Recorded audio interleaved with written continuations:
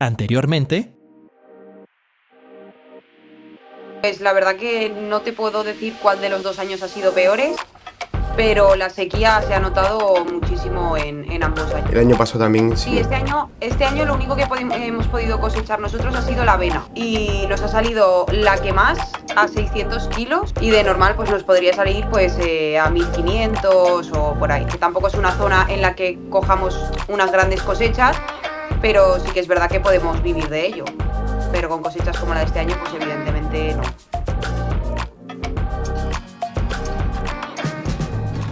Badeagro presenta...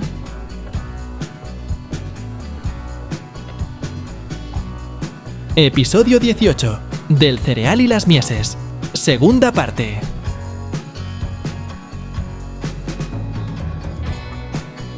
Entrevista a Antonio Galo.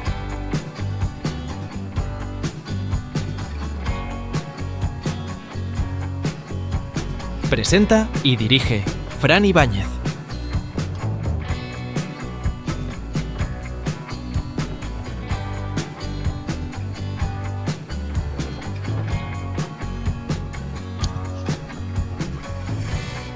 Muy buenas, familia. Como veis, estamos hoy con Antonio Galo, que es un placer tenerlo aquí desde Huesca. ¿Qué tal, Antonio? Hola, Fran, ¿qué tal? ¿Cómo estás? La verdad que todo bien, ya terminando de hacer todas las faenas al maíz de segunda y pues ya vamos a tener un verano más o menos tranquilo, ya regar y poco más, pero lo suyo nos ha costado. Claro, porque a esta altura ya de julio estás con segundo cultivo, segunda cosecha. ¿Qué Sí. es lo que tiene ahora? Pues ahora tenemos segunda cosecha maíz, en su gran parte maíz, después de cebada y guisante, y también tengo algo de girasol. También tiene algo de girasol. Ujú. Como bien sabes, nos estamos centrando sobre todo en la cuestión de la campaña de cereal, básicamente porque es lo que ha terminado y lo que más reciente tenemos. Y en el caso de tu comunidad se ha dado que, claro, lo que es del Ebro hacia arriba ha ido bien y del Ebro Ujú. hacia abajo, en el caso de Teruel, como hablábamos con Victoria, con Madre Agricultora, pues no lo han tenido tan bien. ¿Cómo ha sido este año Sí. en tu zona, por Monegros? Monegros Norte, que es donde yo me ubico, sí es una zona que históricamente es muy seca, es un clima árido. Es una zona muy seca, pero este año, pues bueno, ha llovido bastante. Sí que es verdad que los últimos 2 meses pues no llovió nada, los 2 meses y medio prácticamente nada. Y eso, por ejemplo, los secanos sí que mermó las producciones, pero veníamos ya con muy buena planta, con mucha humedad en suelo, mucha carga de humedad. Y los secanos, la verdad que los hemos salvado bastante bien. Luego nosotros, en mi zona regable, también tengo regadío. Regamos con agua del Pirineo. Uy. Adiós. Agua en la... Gajes del oficio, no te preocupes. A ver, que voy a Recolocamos. tirar todo. Sí. Nada, mi zona es zona regable también. Tengo regadío por aspersión y regamos con agua del Pirineo. Y la verdad que en el Pirineo este año ha nevado mucho, ha llovido mucho y después de 2 años de sequía, no había agua en los pantanos prácticamente, pues hemos podido hacer una muy buena cosecha de cereal, el tiempo acompañado, el regadío también, temperaturas suaves a final de ciclo sobre todo, que es lo que nos da la mayor productividad. Y lluvias, precipitaciones, febrero, marzo, donde hay dejamiento importante. Así que nada, y ahora pues bueno, echando agua a las segundas cosechas, ya que pues llevábamos 2 años prácticamente sin segundas cosechas y muy contentos por seguir nuestro ciclo de cultivo habitual, ¿no? Que son pues en su mayoría de tierras hacer 2 cosechas al año. Sí. En tu caso, por ejemplo, claro, tú vienes de tener regadío y tienes la experiencia, por así decir, de regadío y la experiencia del secano. Este año, ¿qué productividad se ha dado en secano por comparar con otras producciones de otras zonas? Te comento, aquí en secanos lo que mejoró es la cebada por temas de ciclo, no nos ahoga el final de ciclo que le suele pasar un poquito más al trigo con las faltas de lluvia, ya vienen más o menos criadas. y hemos tenido unas productividades de unos 4.500 kilos de cebada por hectárea. Y los trigos sí que nos han pegado un bajón de prácticamente a 3.000 kilos. Eso es lo que hemos cogido en secano este año, solamente tenía que trigo y cebada. Y luego el guisante que le has tenido en regadío. Guisante en regadío, cebada y trigo también. En cuanto a regadío, las productividades han sido muy altas, da igual cualquiera de los tres. Y ha habido campos anecdóticamente, campos evidentemente muy pequeños, muy buenos, en los cuales pues se ha llegado a techos de producción por encima de 11 toneladas de cereal, que es una auténtica barbaridad. Y medias de explotaciones se han andado en la zona entre 8 y 9 toneladas. O sea que ese ha sido un año espectacular. Desde que tenemos regadíos por aspersión en esta zona, si no es el mejor año históricamente, ha sido el segundo mejor año en cuanto a productividad. Es que No en cuanto a precios y costes de producción, pero en cuanto a productividad, la verdad que hemos salido todos muy contentos porque ha sido un año espectacular. Es que estamos hablando de que básicamente sería un rendimiento de aproximadamente 1 kilo, por encima de 1 kilo por metro cuadrado, mientras que en el caso, por ejemplo, de secano, pues sería unos 400 gramos por metro cuadrado. Es decir, que un rendimiento bastante considerable. Parece que no, pero son 600 gramos que, sumando los 10.000 metros de la hectárea, son bastante al final. Sí, ese es un rendimiento muy alto y en nuestra zona estamos preparados, sobre todo en riego por aspersión, a altas productividades porque en regadío por aspersión también es caro, el agua es cara, la electricidad para generar el bombeo de la presión para regar los campos es cara.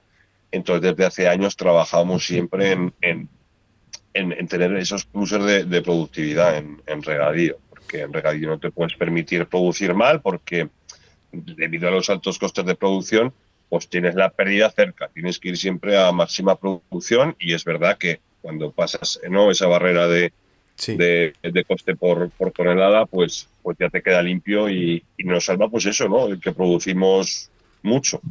Una producción mal, por así decir, ¿qué sería en el caso de regadío? 6 toneladas y media, 7 en medidas de explotaciones. Llevábamos 2 años en esa marcha. El año pasado yo en casa fueron sobre 7 toneladas, hace 2 sobre 7,2. Este año han sido sobre 8,7. Que no, pero claro, 1,5 toneladas en una explotación por hectárea, pues al final es importante, ¿no?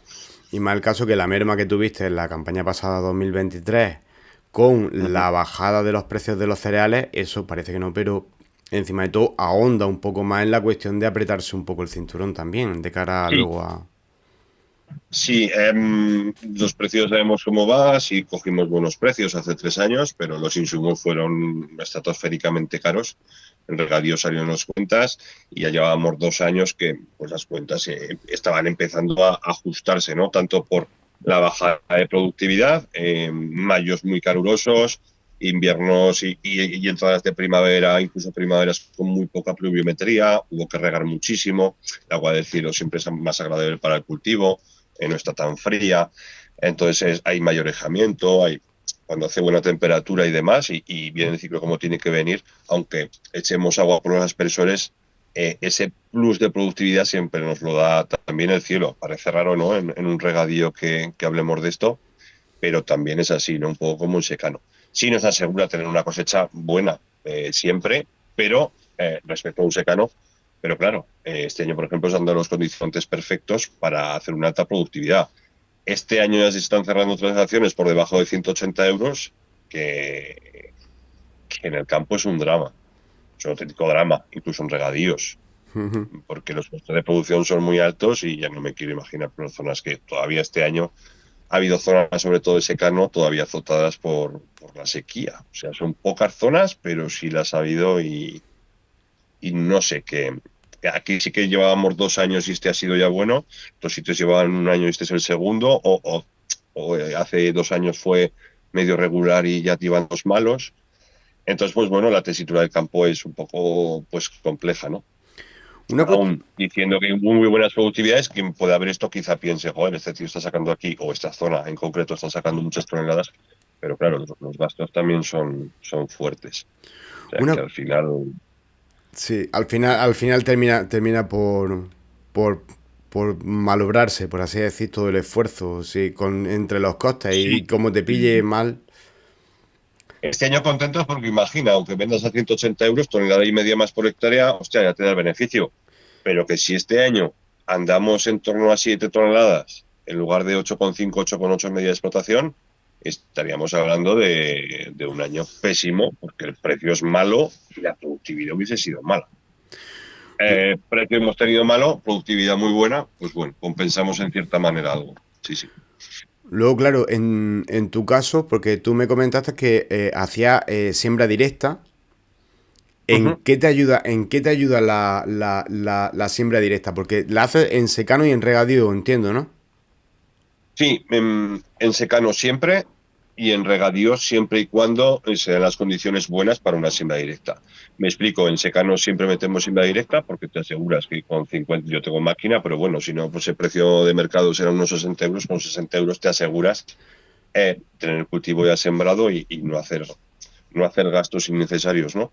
Y sí que es verdad que la siembra directa ya desde el primer año se nota, porque al no voltear la tierra, al no mover la tierra guarda más la humedad, es lógico.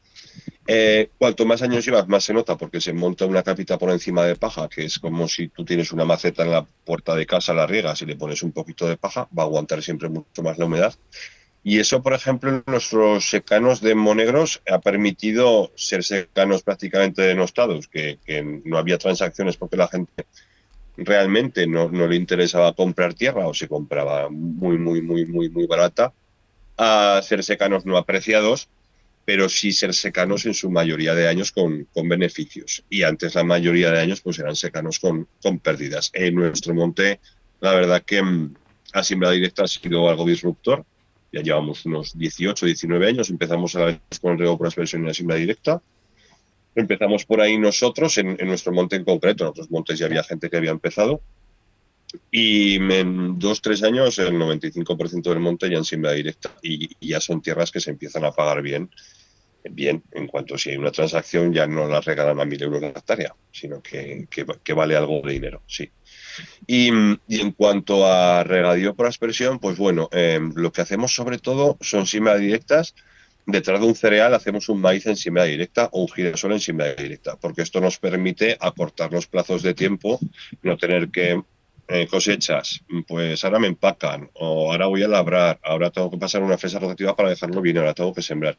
Directamente, por ejemplo, nosotros lo que hacemos es cosechar con la cosechadora, trituramos la paja a la vez que cosechamos y el día que está la cosechadora en el campo yo estoy sembrando. Nos vamos los dos del campo y ya estoy regando. En 3, 4 días, un año con buena temperatura, este ha sido más suave, pues habrá tardado 7, el maíz ya ha emergido y ya tenemos un nuevo cultivo con el cual, pues bueno, entretenernos todo el verano. Todo el verano. Luego también, cuando hacemos un maíz de segunda cosecha, es complicado.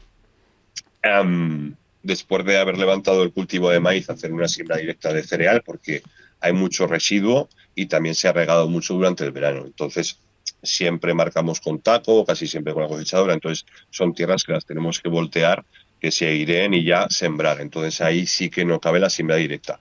Por ejemplo, sí cabe la siembra directa cuando hacemos una segunda cosecha de girasol, en la cual ya pegamos una triturada, el girasol se rega menos, el suelo está en mejores condiciones, no se pisa al preparar, pues entonces hacemos una siembra directa de cereal.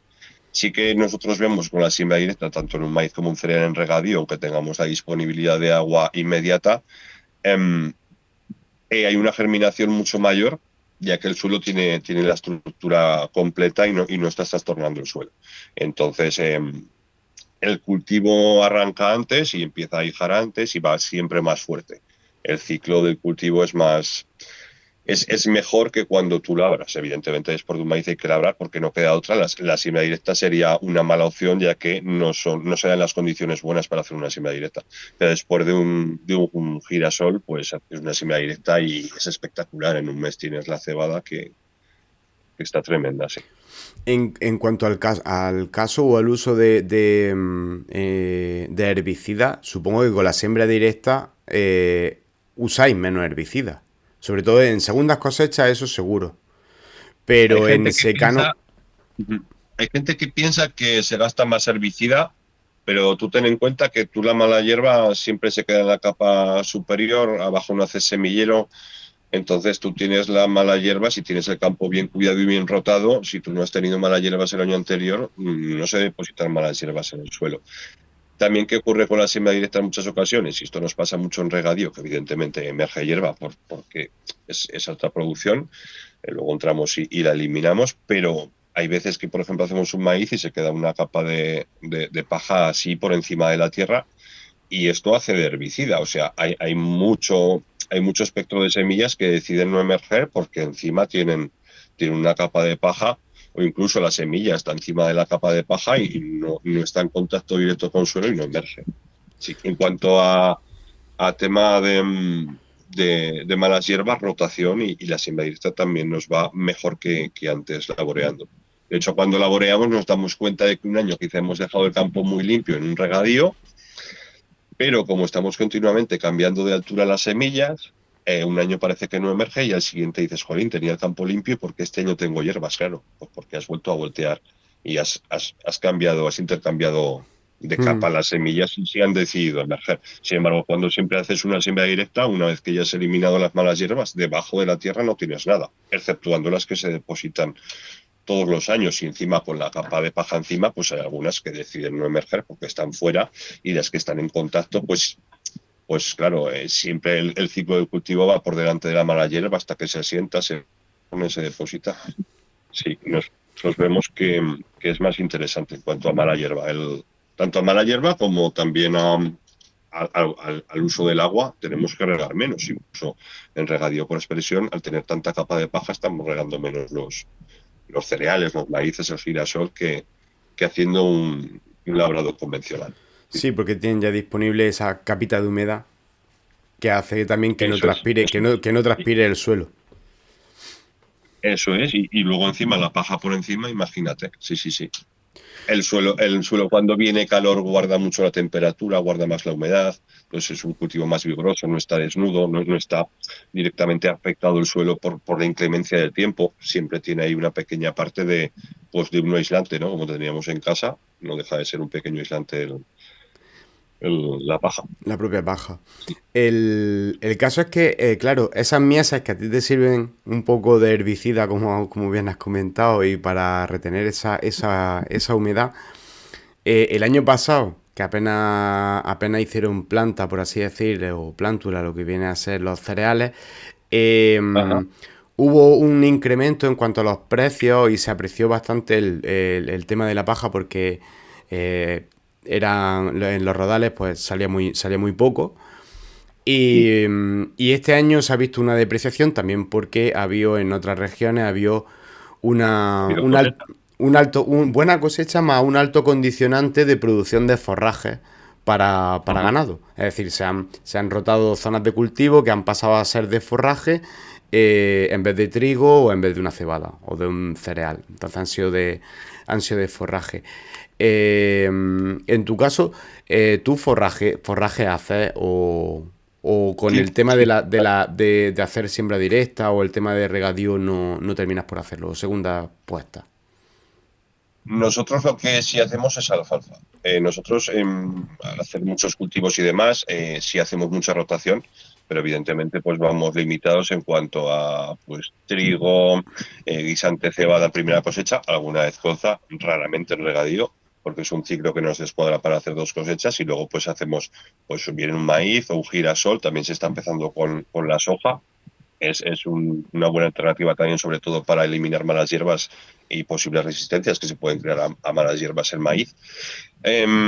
También usamos el alfalfa para decir, jolín, tengo este campo, voy a empezar a tener que gastar en herbicidas porque se está implantando esto, realmente no he hecho un buen trabajo con el herbicida o lo que sea, entonces implantamos alfalfa. Alfalfa, pues si ya vamos a hacer pues forraje, evidentemente. Yo, por ejemplo, el tema de paja, no vendo nunca paja. Sí que tengo un compañero que tiene terneros y alguna vez se lleva algún campo de paja y a cambio me echa fiemo, ¿no? Pero sí que en casa no hacemos negocio con paja, ya que la volvemos a reincorporar, sobre todo por los beneficios.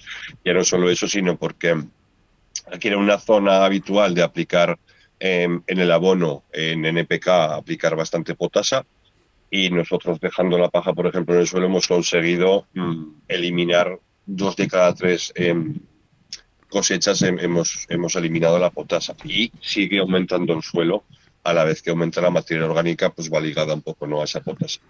Entonces, por eso creemos que pues, la paja no debe salir del campo, o si hay que hacer un favor al vecino, al amigo que tiene ternero, sobre todo el año pasado, se les hizo favor, se les dio paja y pues bueno, a cambio trae fiemos. Y el año pasado, evidentemente, salí perdiendo porque la paja iba muy cara y el fiemo, pues hay zonas que no vale nada.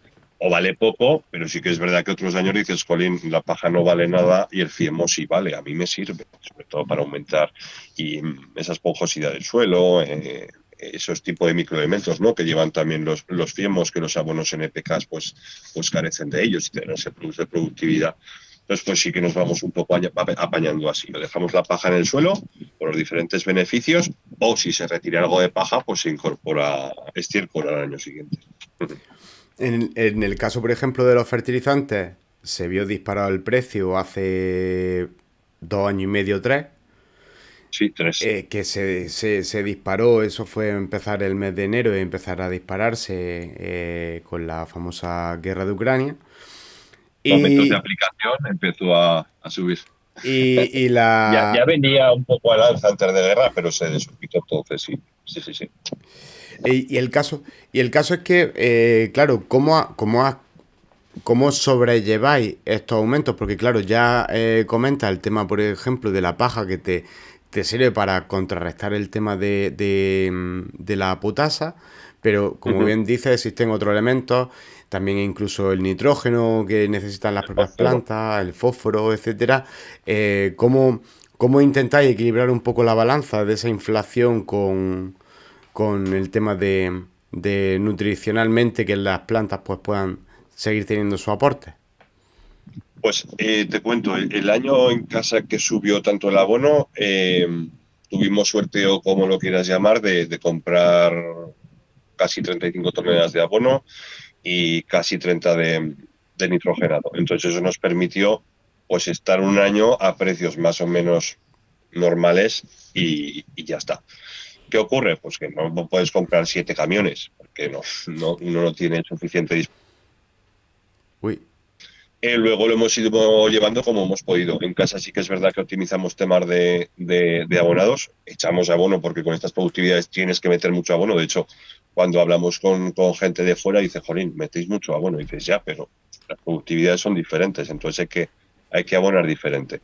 Nosotros lo que hacemos en cereal es un aplicado tradicional a voleo de un abono, pero, por ejemplo, el maíz en segundas siembras, ya con la máquina monograno, sí que aplicamos el abono de forma localizada. Entonces ahí sí que nos permite un ahorro aproximadamente de unidades fertilizantes.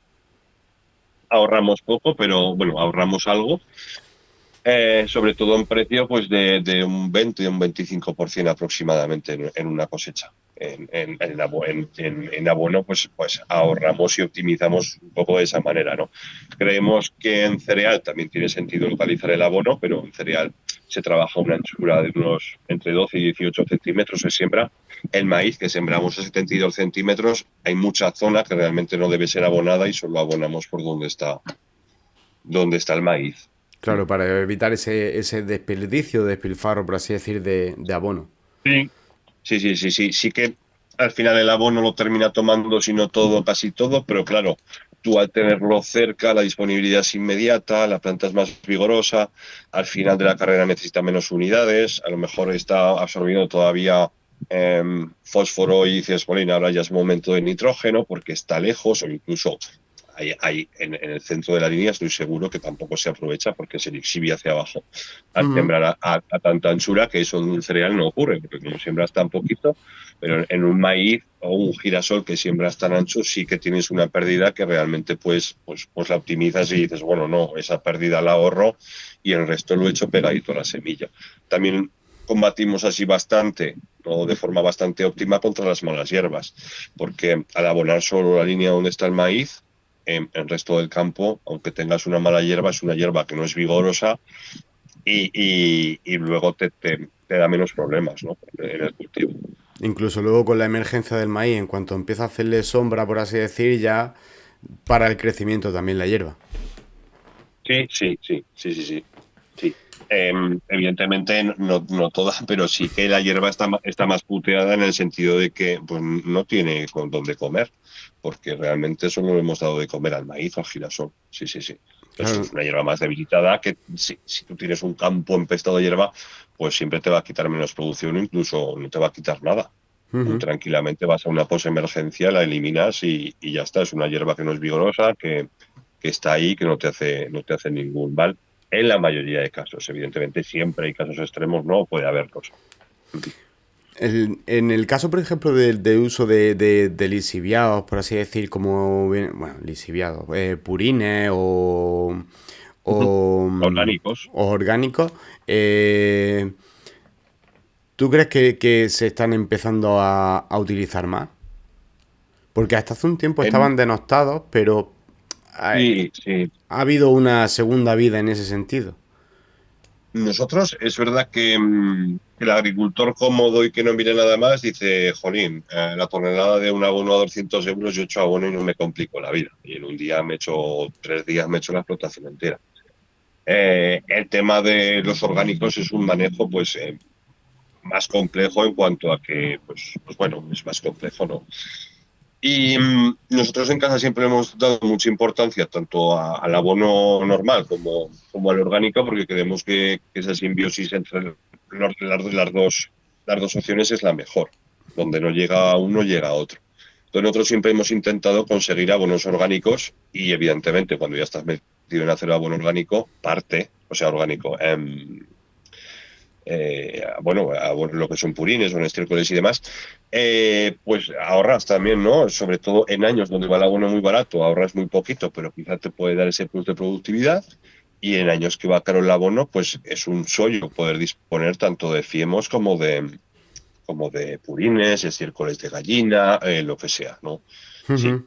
te da un poco esa combinación ganadora y te permite ahorrar costes. Sí que es verdad que, claro, esto es una zona en la cual hay muchas granjas, tanto de una cosa como de otra. Estamos en una zona, tanto Aragón como Cataluña, es una zona en la que hay muchas granjas y entonces hay bastante disponibilidad de estos elementos, ¿no? Sí.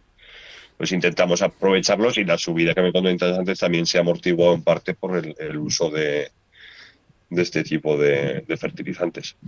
Claro, y estas cosas se dicen porque, claro, no es lo mismo vender a 360 euros la tonelada de cereal que venderlo como este año a 200. Y como tú has comentado antes, con perspectivas de que baje o en que un poco más el pico No, el no, caso de cereal. aquí, sí. Y, Aquí ya y se han cerrado operaciones por debajo de 180 euros. O sea, ya no estamos en 200. En 200 estábamos hace hace un 25 días. mes o... Sí. Sí, por debajo de 180 como hace, pues no sé, 25 años. Sí. Entonces hay que optimizar costes. O sea, no queda otra. Sí, Y yo recuerdo cuando... Sí, dime. de hecho una de las gráficas o de la infografía que utilizaba un poco para ver cómo habían evolucionado los precios en las últimas 2 décadas, pues se veía que hubo un bajón importante en 2013, que vienen a ser los precios a los que está bajando. Pero claro, lo que decimos, con unos costes más elevados y que encima de todo el caso, por así decir, por autonomasia, porque sí, se ha subido el precio de los abonos y ahí pues quizás puedes recortar algo o tienes la alternativa, por así decir, como decimos, orgánica. Pero lo que no tiene salida ni escapatoria es el tema de los combustibles. Porque es que el caso de los agricultores con el tema del diésel, el diésel, vamos, el diésel agrícola ¿No? se ha doblado el precio. Sí. Tema del diésel, lo que dices, hemos estado en precios muy baratos, en precios ultra caros, pero la tónica general es que estamos en precios pues bastante altos. Por eso también para nosotros es interesante sacar los tractores lo menos posible, eh, pero al final hay que sacarlos, o sea, si no, no vas a poder producir.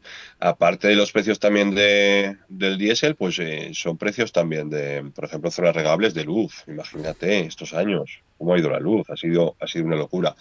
Y también en cuanto a fitosanitarios, que poco hablamos de ello, pero los fitosanitarios, cada vez que ves las facturas, año tras año, Van incrementan, para arriba. incrementan, incrementan. Incluso hay productos que yo este año he visto un incremento respecto del año pasado de más de un 10%. Es una barbaridad, es una auténtica barbaridad. Y eso sin Y ya comentar veníamos de la una subida de subida de sin un comentar la tres subida de la cuatro por semilla. ciento Sí, ¿qué pasa? Que también es verdad que las tasas de fitosanitarios estos 2 años las han pasado fatal porque se han usado fitosanitarios, excepto en zonas regables, porque no había cosechas. Entonces yo creo que tienen ganas también de coger algún dinerito más, ¿no? Pero que es una auténtica barbaridad. No sé si me estará viendo alguno de ellos, ¿no? De las casas comerciales, pero hay algunas que más o menos se han comportado, pero hay otras que ha sido una auténtica locura la subida de precios, incluso llegarte a replantear según qué productos echar el año que viene eh, y quizá cambiar o usar alternativas porque se han desmadrado completamente. Sí, sí. Y es un clamor que sí me llega de otra gente, ¿no? En cuanto a según qué baterías activas de según qué casas, o sea, productos en concreto que han pegado un subidón increíble. Y luego ya si Sí. hablamos de semillas, ahí también Todo. ha Sí. crecido un montón el precio, pero claro, vosotros tenéis el hándicap de que si tenéis, por así decir, una mala cosecha, podéis teóricamente aprovechar ese grano. Ujú. Y digo teóricamente porque se tiene que pagar el canon o el royalty para poder replantarlo. Sí. Eh, y es un canon o un royalty que ni el año pasado, con independencia de la sequía, las casas de semillas dijeron de no cobrarlo. Evidentemente son monstruos, también ellos fijan trabajo y demás, pero bueno, siempre se puede decir, señores, pues vamos a bajar el royalty este año y ya cuando venga bien subiremos un 10% varios años y lo recuperaremos. No, al final cada uno en su negocio mira por su negocio y realmente pues te llegan, aquí depende de tantos factores que te llegan hostias por todos lados. En cuanto, claro, también cuando tienes una productividad mala, la calidad del grano para ser resembrado también es peor. Claro, en un regadío a eso escapamos, pero por ejemplo, un secano donde has tenido una sequía tremenda, pues bueno, la calidad de grano es bastante peor para el año siguiente, ¿no? Pero sí, sí, sí. Aquí, por ejemplo, en regadío, como las altas productividades, sí que es verdad que creo que se nota poco de sembrar una semilla R2 certificada a una de casa, eso sí, una R3, tampoco te vayas a una R7, como puedes hacer un secano, pero claro, dices, tengo que tener un sitio en el almacén, tengo que tratar. Según dónde está el almacén, no puedo tratar porque está cerca del pueblo. Eh, Tengo que tenerla todo el año, mantenerla, luego ir, prepararla y que te cobren el canon. Entonces dices, bueno, si no la puedo tratar o no como me gustaría porque estoy en una población o cerca de una población y demás, al final hay veces que no te puedes generar tu semilla, ¿no? Tampoco. Entonces, pues bueno, dependemos de factores externos y es lo que hay. Y nosotros, lo que es la semilla más cara de verdad, pues la tenemos en cuanto al maíz o el girasol. El maíz también es un escándalo lo que ha subido. Antes una hectárea de maíz costaba unos, de primera cosecha, estaríamos en torno a 280 euros sembrar una primera cosecha, solo de semilla. Este año estamos ya casi rondando los 400 euros. Sí, sí. Y estamos hablando de 3 años para aquí. Es una auténtica barbaridad. O sea, con lo de 2 hectáreas antes sembrabas 3, la semilla. Y ya empezamos con un gasto de 400 euros. Es una auténtica barbaridad y un despropósito. La verdad que sí. En tu caso, por ejemplo, recientemente colgabas que habías tenido una incidencia con el tema del maíz de virosis. Sí, sí, sí. Había habido una incidencia muy pequeña, sí, no. Al final ha sido algo anecdótico, pero bueno, ya está, ya está. Sí que Pe- ha habido dramas en cuanto a el año pasado, por ejemplo, siembras en mayo, en esta zona hubo campos de una afectación de un 60-70% de virosis. O sea, imagínate al agricultor que le toca y cómo se pone. Nosotros evitamos sembrar en mayo, que es el mes que más fuerte afecta la virosis, e intentamos estar quietos hasta el 10 de junio. No puedes ver algo de virosis, pero Si alguna planta en concreto sí que te asustas mucho, porque cuando está en un estadio y le pica, la otra empieza a crecer, la que está un poquito más pequeñita, te parece que puede ser virus y dices, mira, me vuelvo al campo en 5 días y Y ya lo vuelvo a ver. esclareceré la cantidad de virusis que hay y no hay prácticamente nada. En casa no hay prácticamente nada. Y es un año que la virosis ha afectado o está afectando por lo que me cuenta un poquito. Quizás más por los periodos, a lo mejor el año pasado por ser más seco, quizás también hubo más incidencia. Este año yo lo que observo es que no hay mosquito.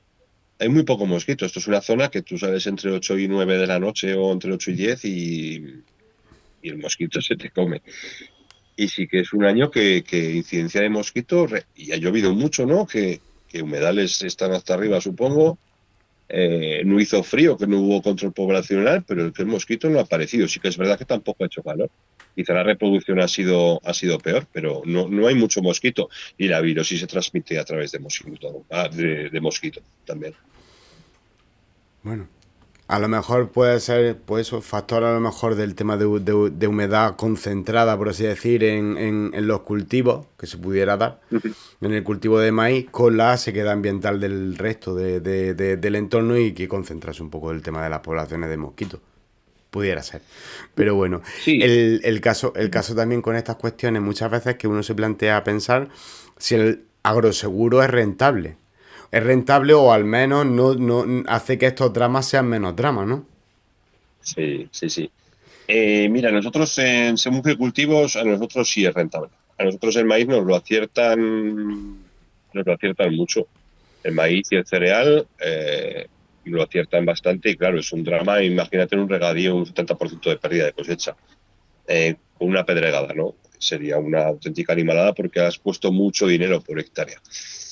Entonces ahí bien, cultivos que están menos estudiados en cuanto, por ejemplo, un girasol o una soja, o que no se siembran tanto en cereal y que quizá marcan más, estipulan más lo que viene siendo girasol de secano. Por ejemplo, yo tuve una pedregada y tuve quizá un 25% de pérdida de planta.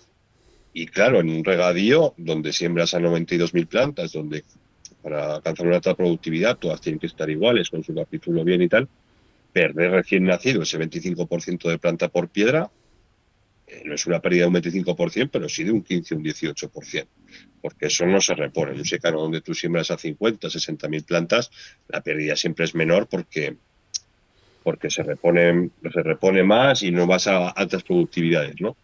Entonces te catalogan que si no hay un 30% de pérdida de planta, no te corresponde nada. Y dices, bueno, ¿qué está ocurriendo? Sí, sí. Yo, de hecho, el año anterior tuve una pérdida, esa me pasó anteriormente, y el año pasado que pusimos bastante girasol, tuve una pérdida del 70% de planta, también recién nacida. Claro, ¿qué ocurría? El año pasado se dio la característica de que veníamos sí, el año pasado, sí. El precio del girasol fijado en Agroseguro eran 360 euros tonelada.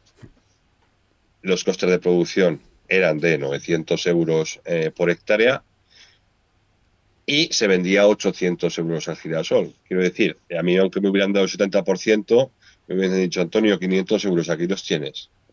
Los hubiese dicho, señores. O sea, a mí la tesitura que tenía es que yo ya había gastado 900 euros. Claro. A mí con 500 euros no me servía. Entonces, básicamente lo que hice es resembrar, matarlo todo y ya está. Gastarme esos 100 y pico euros más de semilla y resembrar.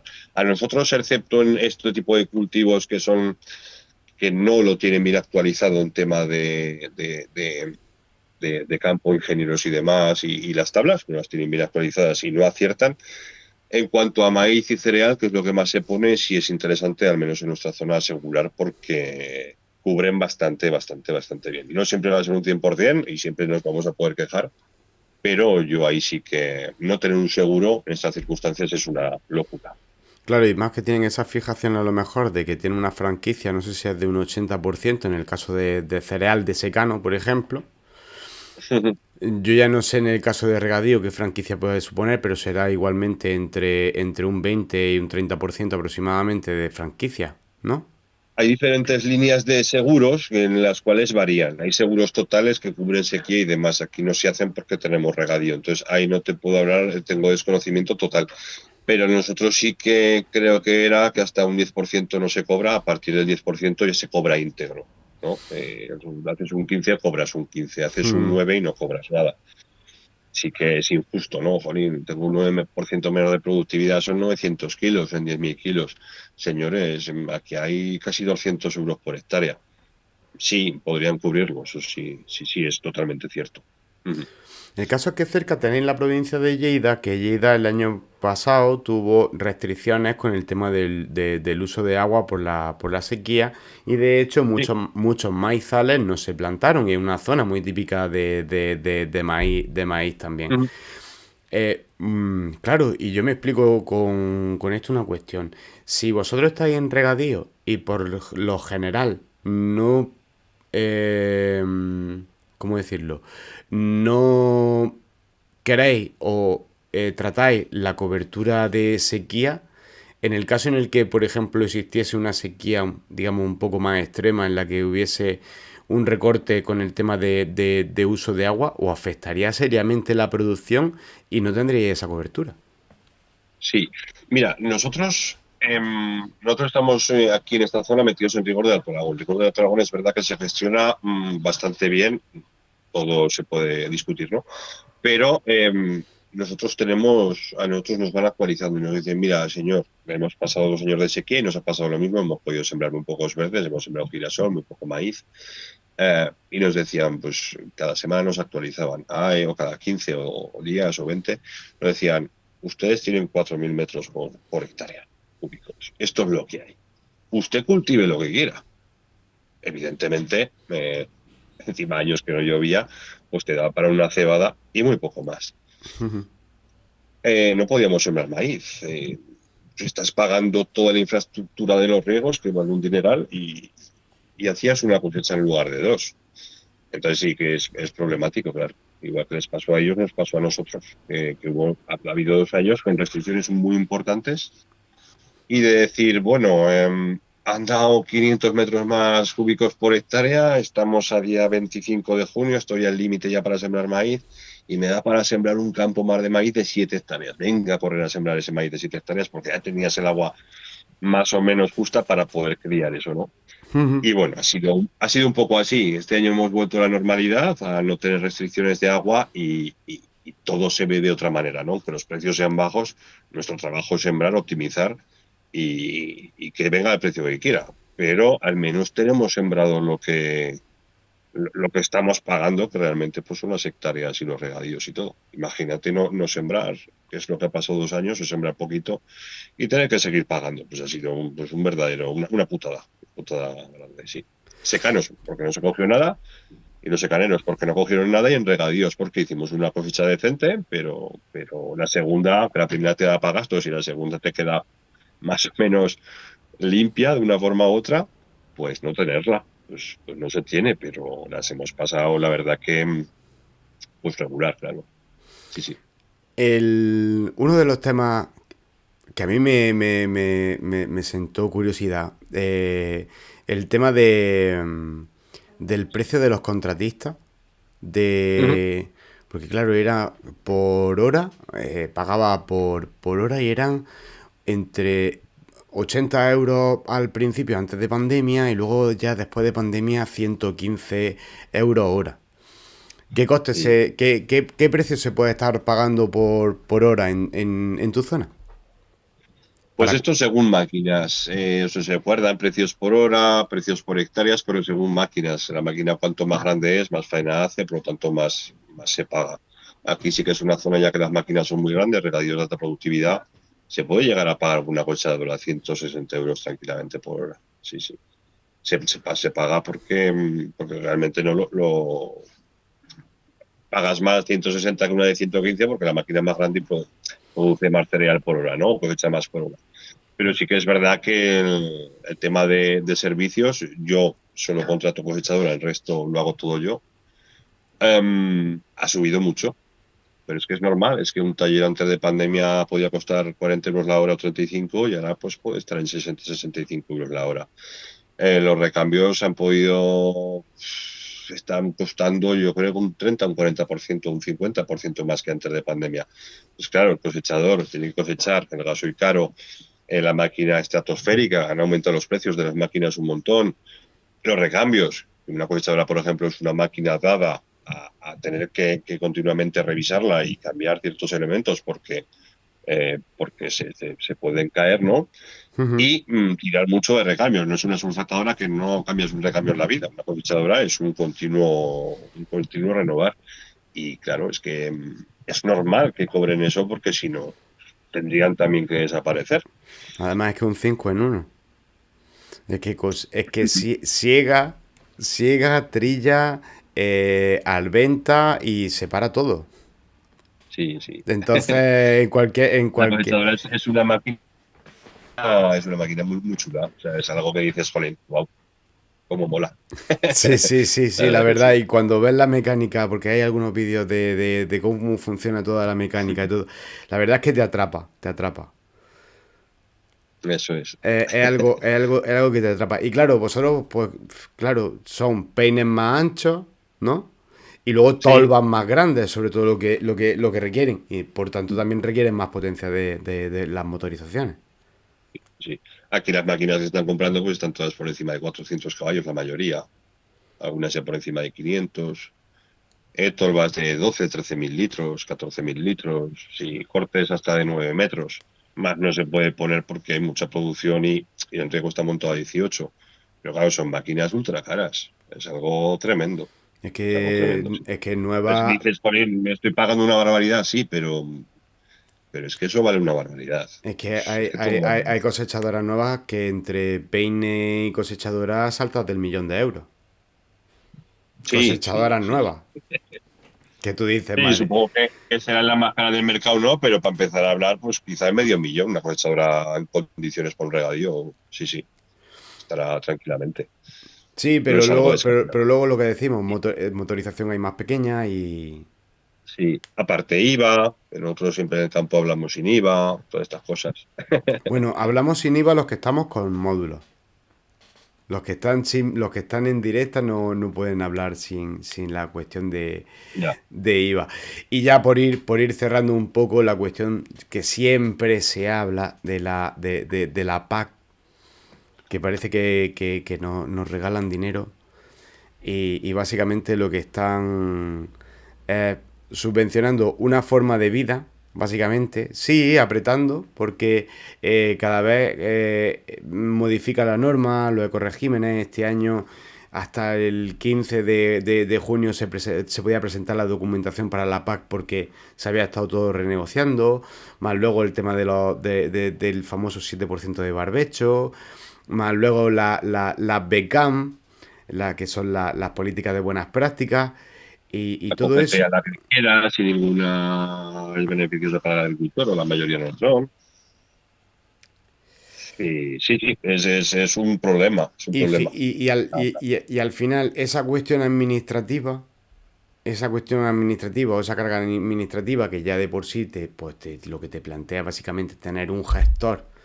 Y ya no solo, aunque sea un autónomo que no tiene ni trabajadores, porque en vuestro caso la mayoría es explotación familiar en la que una persona prácticamente lo lleva, el titular único de la explotación.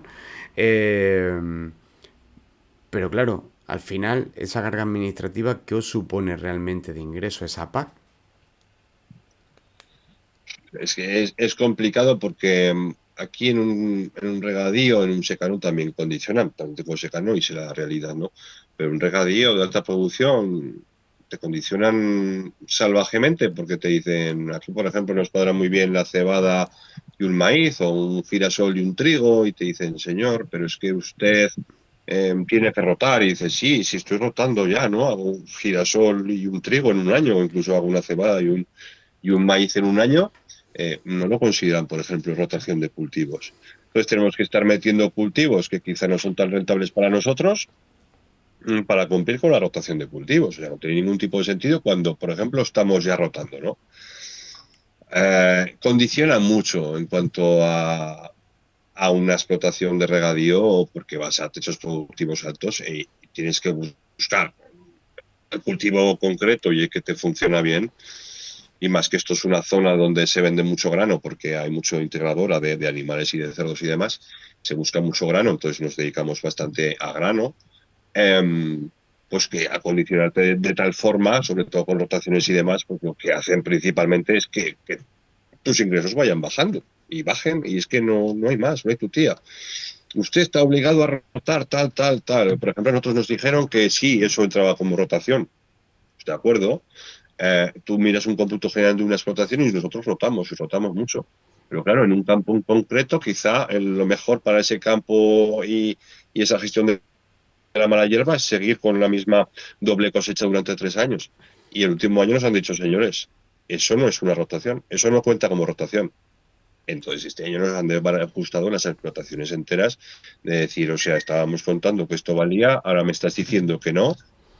Voy a tener que meter cultivos donde no llevaba idea de meterlos, cultivos que realmente no son tan rentables como los que llevábamos idea de manejar, y con eso te quedas. O sea, no hay más. Hay que cumplir, no sé si 300 y pico condicionalidades en una PAC. Ahora ves si apréndetelas. Tenemos que tirar todos de gestor. Yo tengo un gestor PAC, tengo un gestor en tema de Hacienda y demás, porque es que es imposible llegar. Gestor de fitosanitarios, gestor de todo. En casa tengo 4 o 5 gestores, sin exagerar. Tengo 4 gestores en casa. Y trabaja una persona en casa, que soy yo. ¿Qué hacemos? O sea, ¿qué sentido tiene todo esto? La gente te dice, no, es que está dando dinero. Dices, sí, me está dando dinero a cambio de limitar mi techo productivo. ¿Qué hacemos? Y que tampoco supone Es tanto, es un tema muy amplio, muy diverso en cuanto a zonas, en cuanto a agricultores, porque todavía siguen existiendo los derechos históricos, no tiene ningún tipo de sentido. O sea, pero bueno, eso que es un tema complejo, un tema muy amplio, y un tema que yo, hablando en mi caso y la gente que me rodea, es una condicionalidad tremenda a la cual lo que te reporta tu explotación. ¿Te damos esto? Sí, pero me vas a hacer esto, 300, 200, 400 condicionalidades. Lo único que hacen es mermar tu techo de ingresos. ¿Te están dando dinero? Sí, pero es que aparte me están jodiendo el mío. Entonces, y bueno. de hecho es que esas condicionalidades han ido en aumento en los últimos 4 años, cuando Sí. más inflación ha habido con todo el tema de los insumos en la agricultura, es decir, todo en torno a la agricultura. Dentro de lo que cabe, los precios de 2022 fueron buenos, pero claro, cuando te viene la sequía de 2023, los precios de 2023 y la tendencia que llevan los precios desde 2023, dices, ¿a qué me empujan? ¿A que termine por vender la tierra o a que termine por empeñarme y comprar más tierra? Porque no tiene sentido. ¿Tú con qué conclusión te quedas? Existe la salida hacia adelante, que pase lo que Dios quiera, y existe la salida, pues, de ser cautos y producir lo máximo que podamos, y ya está. Y paso El problema es que hay gente que está en pérdidas. Quiero decir, yo en mi caso no, pero te vas defendiendo. Gracias también a los regadíos por la expresión, pero cada vez se acorta más la ganancia, y es complejo, ¿eh? Es muy complicado. Y que Pero funciona es que hay como una gente que está en centrifugadora. pérdidas. Sí, hay gente que está en pérdidas hace 2 años. Gente que hace 3 se vendió caro y decidió hacer algún gasto, porque si no, Hacienda los iba a liquidar, les iba a meter un palo del copón. Dicen, pues bueno, ya que ha venido un año bueno y te están obligando prácticamente a gastar, pues hago el gasto. Vienen 2 años del copón en los cuales se sale a pérdidas en muchas zonas de España, muchísimas zonas de España. ¿Y cómo pagas lo que has comprado? ¿Y cómo pagas lo de atrás? Y si no has cogido cosecha y cada vez es todo más caro, cada vez es... Yo creo no, hay verdaderos dramas en el campo. Verdaderos dramas, auténticos dramas. Y es un poco, ¿no?, en el campo, la forma de comunicar, sobre todo de según qué agentes que representan al campo, ha sido siempre de forma dramática. No digo que haya habido momentos puntuales en el campo que hayan sido dramáticos, pero está convertido como que hay gente que nos ve como que somos victimistas, ¿no? y no se nos da credibilidad en cierto aspecto, pero es que realmente sí hay gente que está hasta arriba. O sea, gente que ha hipotecado su vida, que ha hipotecado su familia, que ha decidido tirar para adelante, que el día de mañana sus hijos puedan tener algo y está dando la voltereta. O gente que lleva 3, 4 generaciones de trabajo a lomo caliente de su abuelo, de su padre, de su bisabuelo, del popón Cristo ahí en esa casa y lo están perdiendo. Es un drama, es un auténtico drama. Es salvaje, pero bueno, es lo que hay, es lo que hay.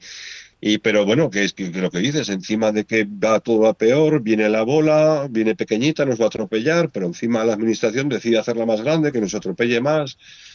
No tienen ningún tipo de sentido muchas cosas. El tema de las protestas y demás se han paralizado. Bueno, venía faena en el campo, había que trabajar, no quedaba otra. Pero ¿qué coño hacemos en casa otra vez? Es que esto es un drama. Pero bueno. Pues Antonio Galó, un placer tenerte aquí en estos micrófonos. Espero que hayas disfrutado de la entrevista. Igualmente, compañero, un placer y hiper disfrutada, la verdad que sí. Es un placer hablar contigo, ya lo sabes. Y de hecho, me encantaría repetir cuando coseches maíz y girasol. Me encantaría. Sí, las perspectivas, venimos de cereal muy, muy, muy, muy bueno, precios reducidos, pero la perspectiva de la productividad del maíz no es buena. Entonces repetiremos y ojalá te pueda contar que La ha perspectiva, venido bien. la perspectiva no es buena, pero el precio sí ha subido del maíz, o se ha mantenido en el tiempo. Sí, ha subido algo, pero la productividad parece que no va a ser, no ha hecho un verano de temperatura, el maíz necesita temperatura, es un ciclo muy ajustado, un ciclo muy corto, y ahí parece que ya vamos a tener, yo a mi juicio, mermas de producción respecto a años habituales. Pero bueno, ojalá te cuente lo contrario, ahora empiece a hacer calor, ya me ves ahora con jersey, o sea que es un mal síntoma para el maíz. Que empiece el calor, que siga el calor y que hasta el ciclo del cultivo pues haga calor, que es lo que tiene que hacer, que haga muchas horas de calor que nos venden continuamente en la tele, que es el calor que ha hecho siempre en verano en España, Sí. y que te pueda contar que ha ido bien, compañero. Pero que no pierda mucha humedad, porque el maíz necesita humedad.